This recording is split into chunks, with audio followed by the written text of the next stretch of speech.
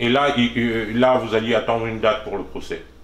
Non, pas pour le procès, parce que ben, Johnny avait dit aussi qu'il voulait comme quoi en finir, parce qu'il ne dort pas avec ça, qu'il ne vit pas bien, il ne dort pas. Et puis la juge a beau expliquer comme quoi que vous savez, Monsieur Scott, que ça peut être comme aller à un procès, il peut avoir plein de choses qui peuvent changer, donc tout ça.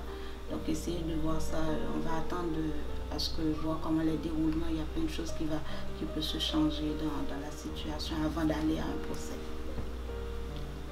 Ok, mais avant d'aller à un procès, il est déjà mis en accusation puisqu'il doit, il doit plaider coupable ou non coupable. Je veux dire, il me semble que à ce moment-là, on s'en va déjà vers... C'est comme pour nous, on pensait que comme de même matin, mettons exemple, on comparait en mars, d'ici mai, peut-être on peut en finir avec ça. Parce que ah non, c'est souvent long. Mais c'est ça qu'on nous a expliqué. Non, c'est pas comme ça marche, ça peut être long parce qu'il y a des processus à faire, des affaires comme ça. Ok, est-ce que à ce moment-là, quand vous prenez l'information, vous rentrez en contact, donc vous donnez tout ça à votre avocate, à la personne qui est... Vous donnez toutes ces informations-là? Est-ce que vous faites un suivi? Oui. Le jour même? Est-ce que c'est le jour même? Oui, je l'ai rappelé et puis j'ai fait un bon bout que je ne l'ai pas entendu. Elle ne nous a pas retourné l'appel. Depuis qu'on est sorti de la cour, oui, je l'ai appelé pour dire on s'est présenté et qu'on est en possession des documents. D'accord. J'ai pas eu de retour d'appel d'elle. Puis le 30 Vous n'avez pas eu mars, de retour d'appel jusqu'à quand? je ne me souviens pas de la date, je ne sais pas. Mais qui payait l'avocate en fait? Non. Vous payez cette avocate? Oui. Depuis le jour 1 qu'elle a commencé, qu'elle est rentrée dans le dossier? Oui. Bon, ok. D'accord. Je vais reprendre. Quand vous sortez et que vous avez votre dossier en main, vous me dites que vous appelez votre avocate. Oui. Il n'a pas répondu pendant 2-3 semaines. Ça. Vous parlez de ça à votre avocate et pendant 2-3 semaines, vous n'avez pas un retour d'appel. Non. Là, par la suite, le 30 mars, la fête de Johnny, c'était le 29 mars. Le 29 mars, il est arrivé... non, c'est ça, sa fête, excusez-moi, c'était le 29 mars.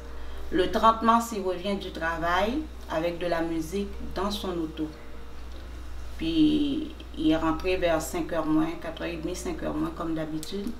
Et puis, les enfants sont sortis dehors pour aller le rejoindre. Parce que 5h de l'après-midi. De l'après-midi pour le rejoindre parce que en dimanche, c'était sa fête. Et puis, il faisait beau dehors encore.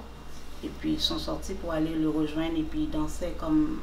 Il y avait la musique dans l'auto et puis ils dansaient en avant, là.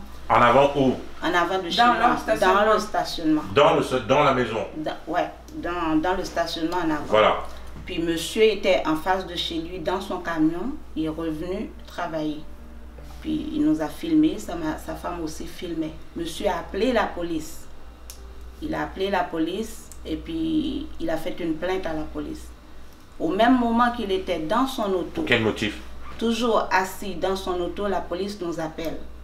Lorsque la police a appelé, ils nous ont dit oui, ils ont reçu une plainte comme quoi que vous faites du bruit troublant la paix. Vous dérangez le monde dans le quartier. C'était avec... Temps mort. Vous aviez déjà reçu des... Johnny, vous aviez déjà mis de la musique dans le... Est-ce que c'est la première fois à vie que vous mettiez de la musique dans votre camion? Non. C'est la première fois que je mets la musique comme ouvert en radio dans l'auto. C'est pas la première fois, parce que ça fait longtemps qu'on est là.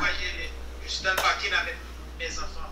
Ok, bon, mais c'était la musique était forte comment? Est-ce que vous avez déjà eu des plaintes de vos voisins? Non, jamais ici, parce qu'on n'a jamais fait de fête, déranger, rien. Est-ce que vous avez déjà eu des plaintes ici par rapport au voisinage? Non. À aucun moment? Aucun moment. Ok, donc à ce moment-là, on appelle, et parce que c'est quand même étrange, je veux dire, il me semble que quand on appelle un corps policier, pour une plainte surtout d'une telle nature, il est aussi important à ce moment-là de vérifier le profil aussi du monde vers qui on envoie la plainte. Parce que bon, quand on appelle pour dire qu'il y a du bruit quelque part, ben, si on sait qu'on a déjà affaire à des gens récidivistes ou bien qui mettent de la musique, ou parce que des voisins ont souvent appelé pour le bruit, là les policiers peuvent rapidement s'exécuter parce qu'ils savent qu'ils ont affaire à un récidiviste. Mais ici, on n'a jamais appelé à aucun moment.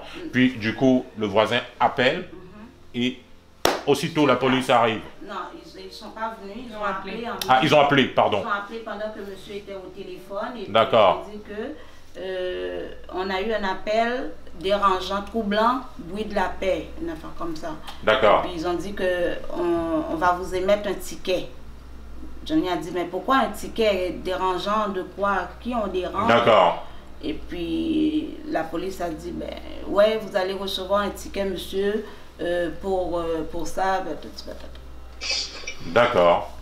Là encore, non, c'est pas fini. Le 31. Mais là, quand ils disent vous allez recevoir un ticket, là vous raccrochez. Oui, on a raccroché, on a... Puis rien ne se passe. Ouais, on a raccroché. Vous recevez votre ticket? Non, on n'a pas reçu le ticket. Mais ils vous mettent quand même, c'est parce que c'est être quand même dans une forme de stress. Parce qu'on vous dit que vous allez recevoir un ticket. Vous l'avez reçu plus tard. Non, je vais vous dire qu'est-ce qui s'est passé. En même moment que Johnny parlait au téléphone avec la police, ma grande fille et mon petit gars, parce qu'ils étaient comme fâchés, voyant qu'on n'a rien fait, dans notre pavé en train de danser, ok? Puis les gens appellent la police. Elle a pris le petit, ils sont allés en face de chez eux pour dire, mais pourquoi vous faites ça? Pourquoi vous appelez la police? Qui est allé en face? Lui? Oui, lui puis la grande. Puis la grande. Mais Johnny était encore au téléphone avec les policiers. Johnny était au téléphone? Ouais, avec les policiers. Mais, une seconde, pourquoi vous avez fait ça? Qu'est-ce qui s'est passé? C'est juste la pulsion, quand tu vois que tu n'as rien fait, on vient chez toi, on dirait que tu es condamné, tu n'as rien droit de faire, tu peux pas jouer dehors. Vous avez l'impression que vous ne pouvez pas jouer dehors, ouais, vous avez l'impression que vous ne pouvez rien faire. On dirait qu'on est en prison dans ta propre maison, on dirait que tu es emprisonné, genre tu peux rien faire. Fait que là, le fait, genre juste l'impulsion, genre l'impulsivité, comme juste aller comme ça d'un coup, j'ai pas réfléchi, ça m'est juste passé par la tête.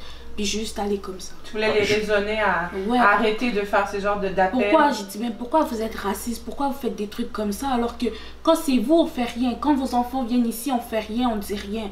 Puis quand c'est nous, on appelle la police, on fait quelque chose. Okay. C'est insensé, ça fait pas de sens. Et c'est comme ça que tu te sentais aussi? Oui. Est-ce que tu as l'impression, est-ce que tu te sens bien ici, dans le quartier? Pas trop. Je me sens bien juste quand je m'en vais jouer avec mes amis ou quand je joue avec ma famille. Tu te sens pas bien quand tu sors?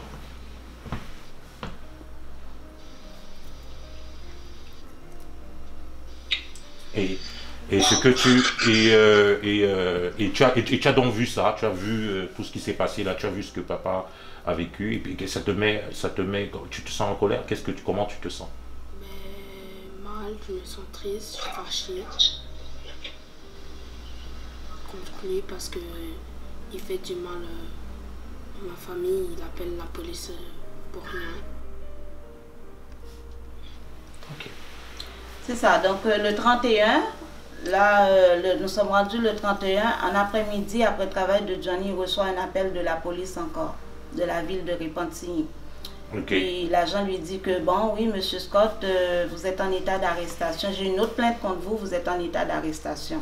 Donc, deuxième arrestation. Deuxième arrestation. Quelle plainte? Pourquoi l'arrestation? Qu'est-ce que j'ai fait? Oui, nous avons les preuves, vous avez, je sais pas, pour bruit de condition. Et puis, c'est alors, étant donné qu'on ne pouvait pas rejoindre l'avocate qu'on avait. Pourquoi vous ne pouviez pas? Parce qu'elle n'avait pas répondu. Mais est-ce que vous aviez rappelé? Depuis la cour, on ne l'a pas entendu. Donc, fait que là, maintenant, un ami nous a référé un avocat. Et puis, quand on a contacté cet avocat, et puis c'est lui qui a parlé avec les policiers, parce que Johnny était encore en état d'arrestation. Non, on lui disait ça au téléphone? Oui, on lui disait ça au téléphone. Et le motif, est-ce qu'on l'a donné? Oui, bris de condition. Le bris de condition, c'est lequel? Ben, je crois que c'est indirect le fait que les enfants ont été là-bas. Non, pas faut croire, faut dire exactement. Qu'est-ce qu'ils ont donné comme motif justement lié au bris? Donc c'était par rapport à ce que les enfants ont fait, parce que les enfants se sont déplacés et ils sont rentrés dans la maison. Non, ils ne sont pas rentrés parce qu'il y avait, et c'était la Covid là, donc ils ne sont pas rentrés, ils sont restés à l'extérieur et puis ils parlaient. À l'extérieur où? À l'extérieur de chez eux. Non, devant chez eux. Devant chez eux. Devant la porte. Ils sont allés jusqu'à la porte. Jusqu'à la porte. Ok, donc ils ont sonné. Ouais.